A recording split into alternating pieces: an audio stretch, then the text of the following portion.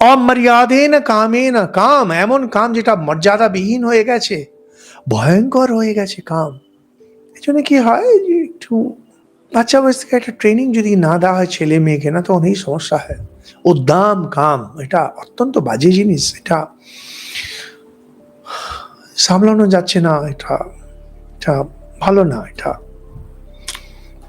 আমরা এই যে বর্তমানকালে সব নানান রকমের সাবজেক্ট, সেক্স এডুকেশন আর কি সব স্কুলে শুরু করেছে, সবই করছেন, কিন্তু একটা বেসিক জিনিস যে আত্মনিয়ন্ত্রণ।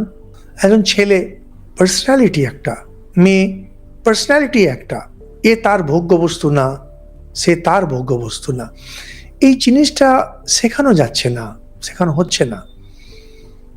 এটা যেন এমনভাবে করা হয়, বলা হয় যেন দেখো এটা সম্পত্তি, তোমাকেও জীবনে বড় হতে হবে, তোমাকেও টাকা আয় করতে হবে। আমাদের কখনো কেউ বলতো না এইসব কথা।